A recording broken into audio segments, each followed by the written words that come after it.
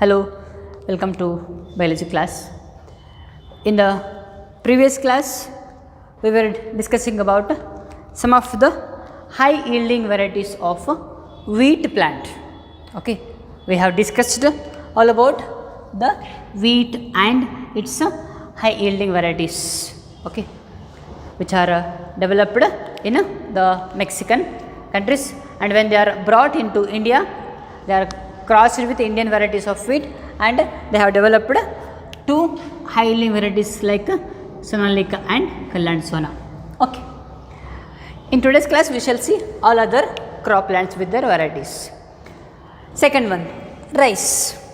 We all know that rice is also one of the major crop plant in India, and rice is used for preparation of many kinds of food items, many kinds of foodstuffs like take idli, dosa, etc. Many more stuffs will be prepared from rice.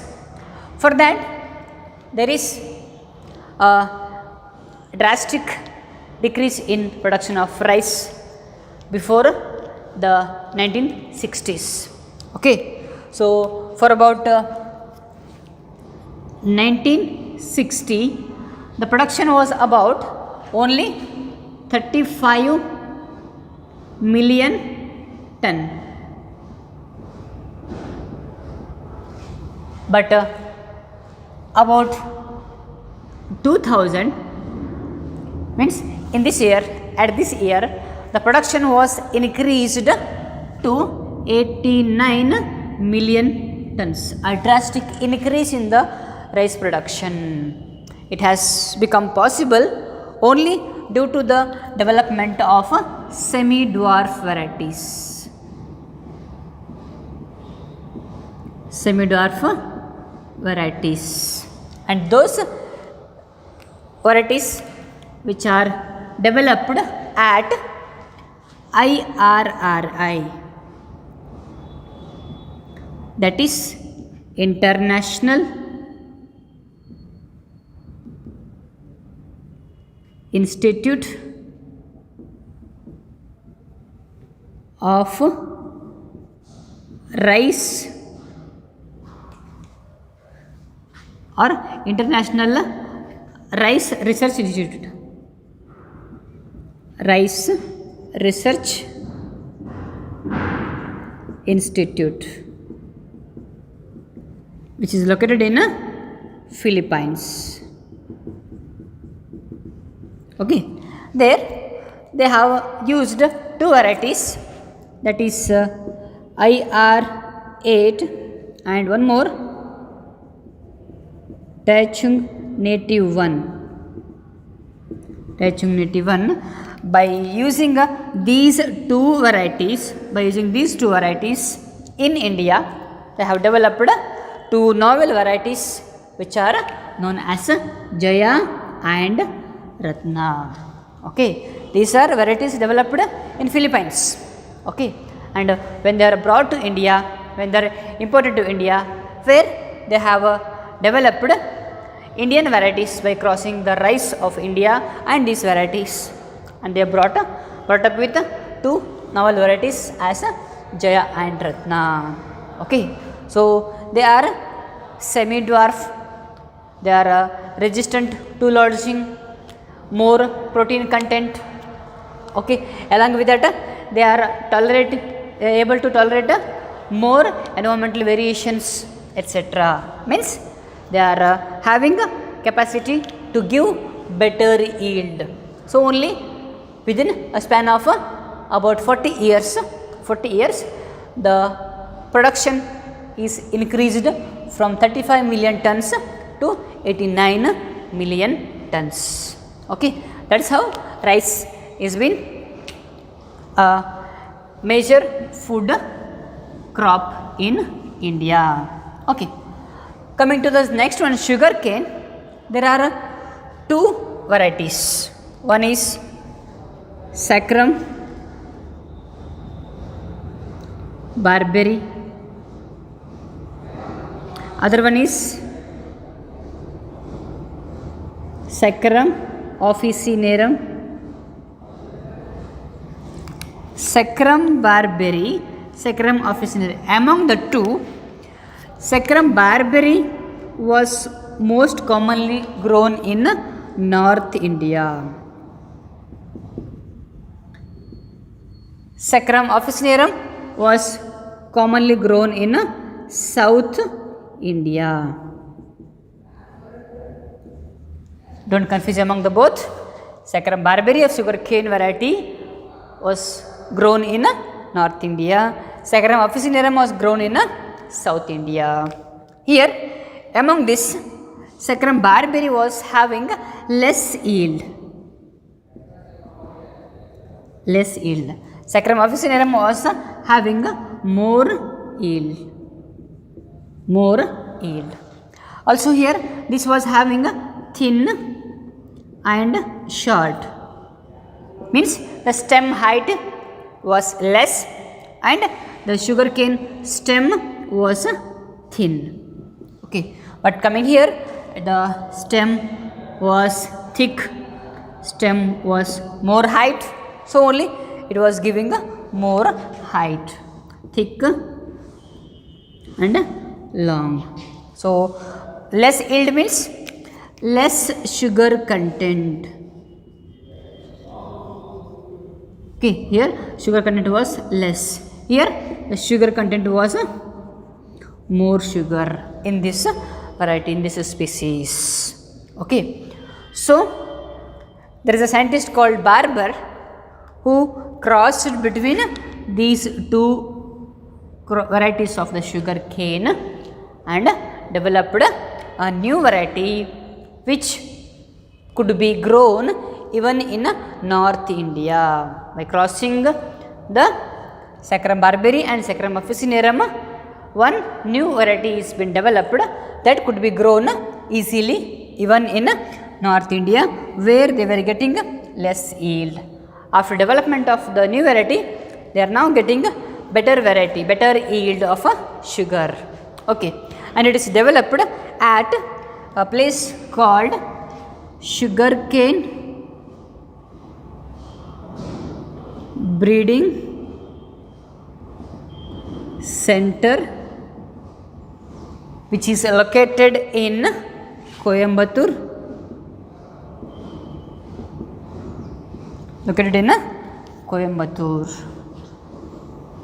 Fortunately, I was the lucky one to visit Sugarcane Breeding Center in the year of 2017. Maybe in the month of December, I was there in Sugarcane Breeding Center, Coimbatore. When I was a student in post graduation, I had an opportunity to visit the Sugarcane Breeding Center located in the Coimbatore. Yes, there was a lot of field which used to grow various varieties of the sugarcane, crossing the two different varieties, selecting the better ones and discarding the lesser yielding varieties of the sugarcane. So all was visible clearly when I visited the Sugarcane Breeding Center. Okay, so here towards Jemkhandi what we are having is a Saccharum officinarum, which is having a better yield than Saccharum barberry. Remember the two species of Saccharum. One is Saccharum barberry and Saccharum officinarum. Okay, and coming to the millets, here all these are the millets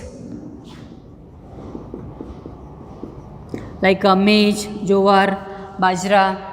They are also one of the most commonly used food crops in India. Okay, here maize is been used in many of the foodstuffs. Jowar is also used to make roti, etc. Bajra is also used to make roti, some biscuits or many more food items. Okay, remember students, these varieties are not mentioned in our textbook, so you don't need to worry about these varieties. I just have mentioned for your information. Okay, so you don't need to worry about this for your theory examination. Okay, maybe for CET or NEET you may have to remember, but for theory examination this is not necessary. All these are the hybrid varieties.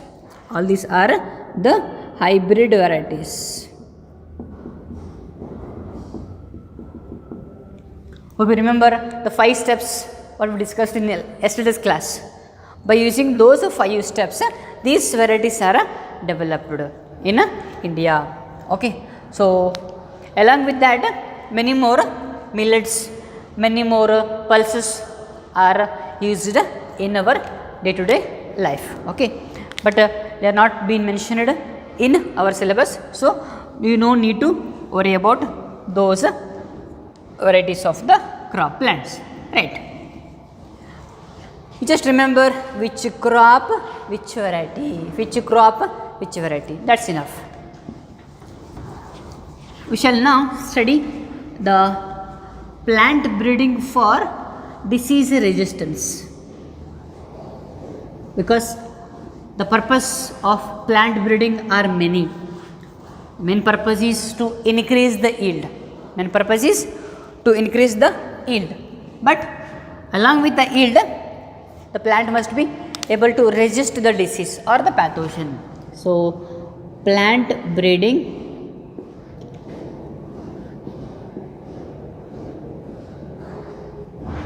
for disease resistance.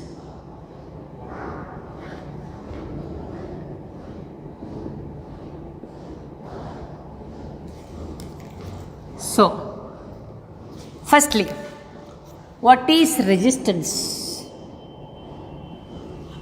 Resistance is ability of the host plant to prevent the pathogen from causing the disease. Better we shall write, it is ability of host plant to prevent pathogen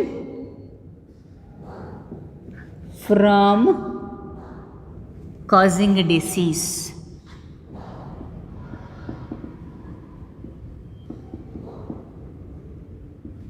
Generally, you all know, whenever there is an enemy, you will be having some ability to fight with the enemy. Okay, you will fight with the enemy, you will scold the enemy, or you will threaten the enemy. Similarly, here the pathogen will be having some strategy to cause the disease. Meanwhile, the host will be having some of the ability to fight with the pathogen. That is what we call resistance of the host plant. When we use the word pathogen, pathogen is nothing but disease causing agent.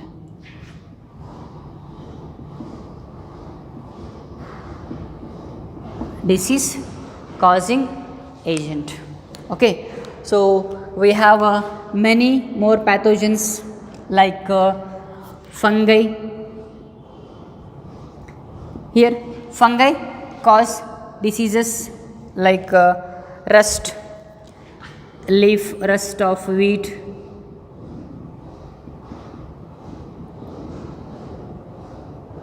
leaf rust of wheat, then rot, red rot of sugarcane,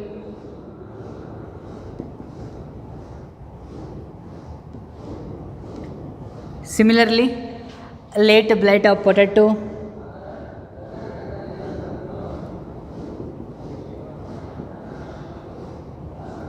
so these are some of the diseases caused by fungal pathogen. We also have bacterial pathogen. Bacteria as a pathogen. So we have a black rot of cruciferous,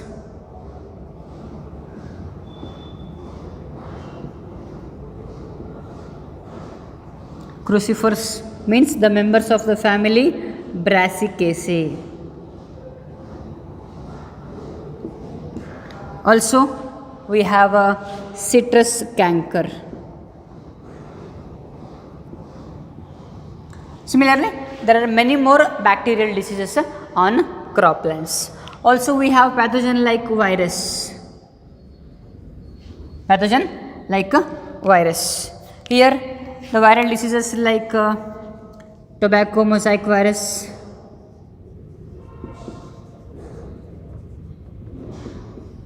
tobacco mosaic disease, turnip mosaic, cauliflower mosaic,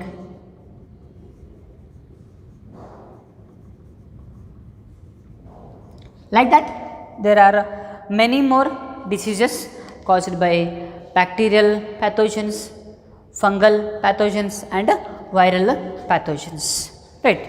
So the aim of plant breeding is to develop the crops resistant to these diseases. Not only these, many more diseases, right. So we will now see what are the methods to develop croplands resistant against the diseases. Okay, methods to develop crops resistant to the diseases, right. We shall now see the methods, how the croplands are made resistant against the diseases, right. Before developing the plant resistance, we need to know three major things.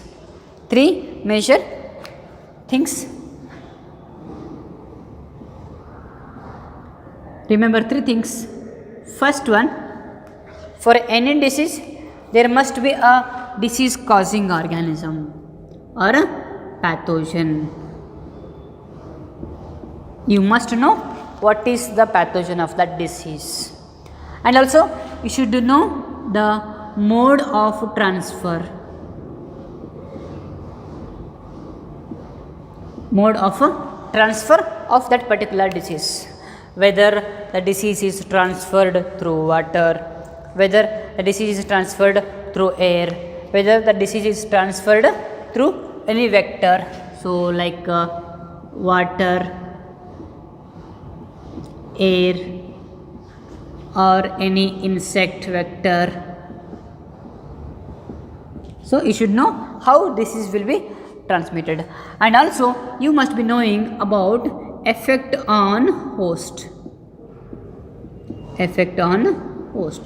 Then it will be easier for you to develop a plant which is resistant against the disease. Okay, so here in methods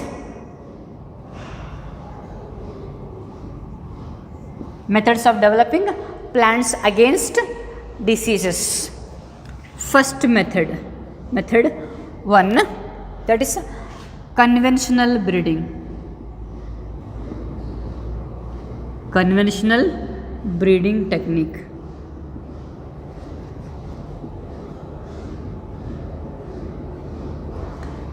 In that there are 4 steps. We shall see those steps first. First one, screening of germplasm. Screening of germplasm for resistance sources.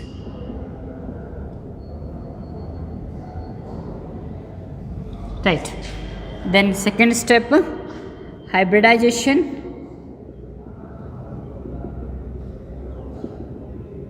of selected parents.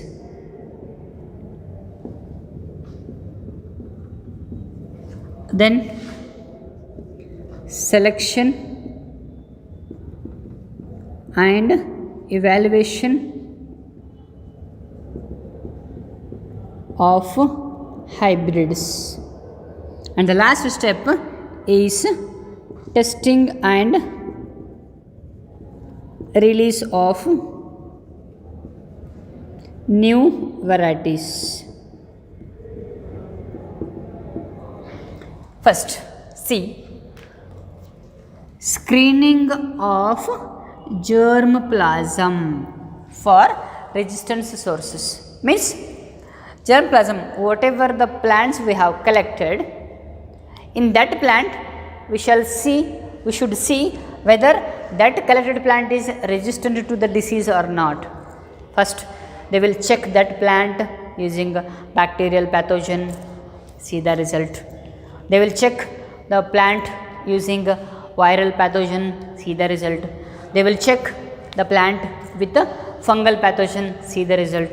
So, if the plant is found to be able to resist bacterial pathogen, yes, then they can go for developing the crop resistant against one of the bacterial pathogens or bacterial diseases. Okay, like that they will checking for all the pathogens, bacteria, virus, fungus, any other pathogen also.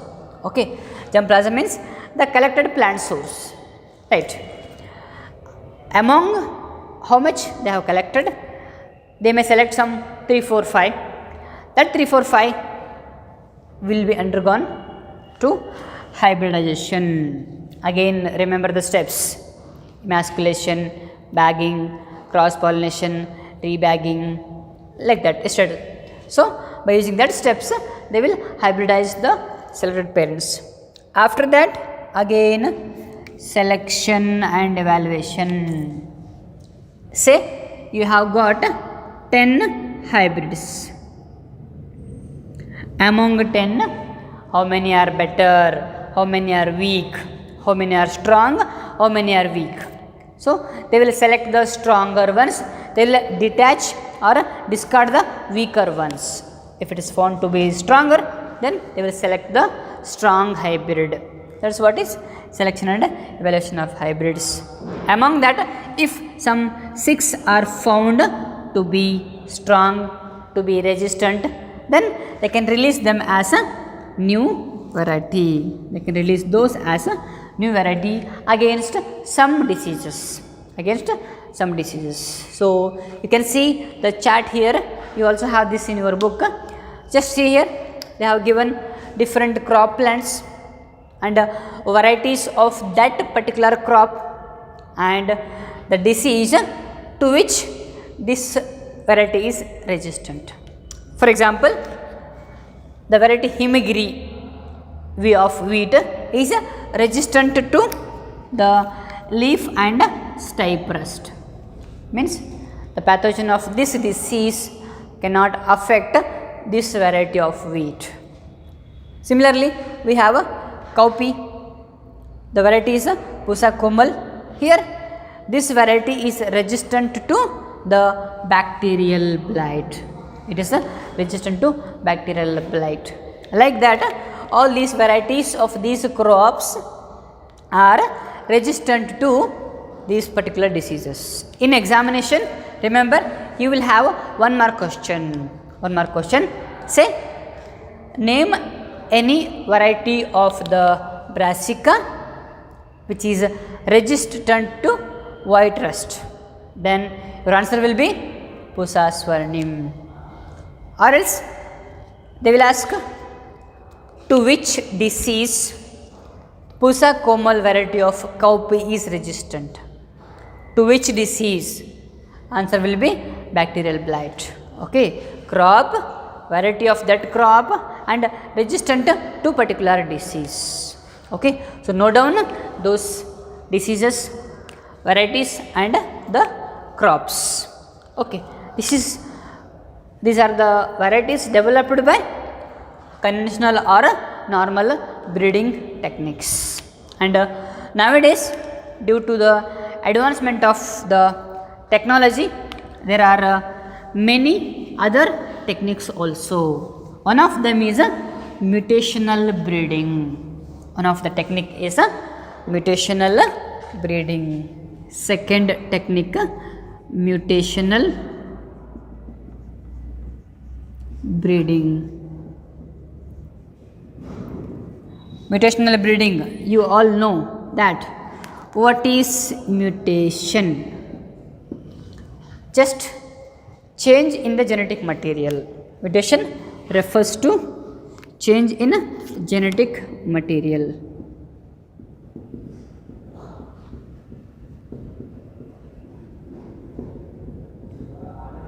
Change in genetic material. But for that changing, we need some of the agents. Those agents are called mutagens. The agent may be physical or chemical. Physical agent like radiation. Chemical agent like many more chemicals, many acids. Okay, colchicum. Chemical. So by using radiation like X-ray, gamma rays, many more ultraviolet rays, the mutations can be induced in plant, or by using chemical like colchicum. Okay, sorry, colchicine. Colchicum is the plant name. Colchicine is the chemical. It is taken from the plant Colchicum autumnale. You will see in some other chapters. Okay, so by using mutation or by changing the genetic material, they are successful in developing new varieties of the plant. Let us see how is it done. In this, firstly they have used inducing mutations.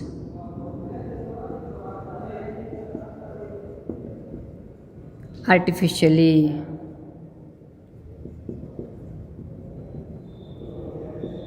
Inducing mutations artificially by using physical agents like radiation or chemical agents like colchicine. Then they will select selection of mutant plants. Means you have tried this technique for about 25 plants. Among 25 plants, only about 12 plants have got mutated. Okay, 12 plants got mutated. They are now called mutants. Those 12 plants are called mutants. They are selected for the next step. Okay, and lastly, breeding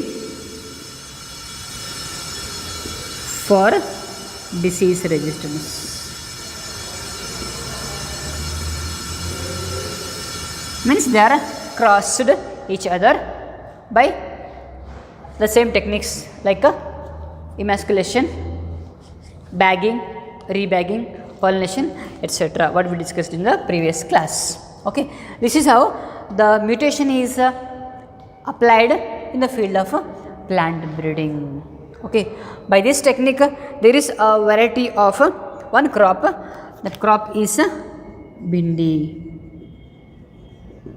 lady's finger. Lady's finger. The variety is Prabhani Kranti. The variety of the plant is Prabhani Kranti. This variety of lady's finger is resistant to yellow mosaic virus.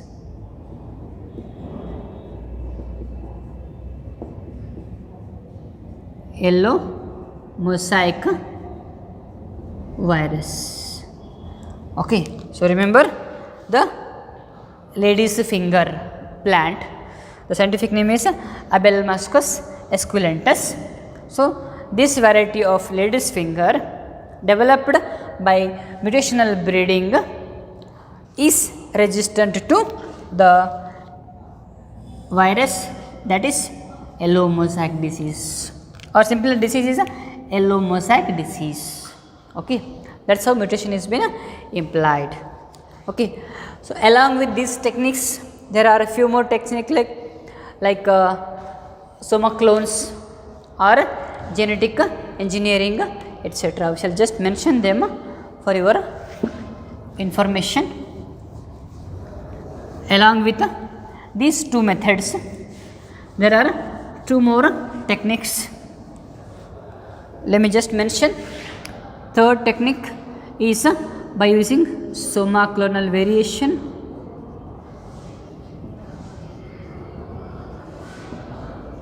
and fourth technique is by using genetic engineering.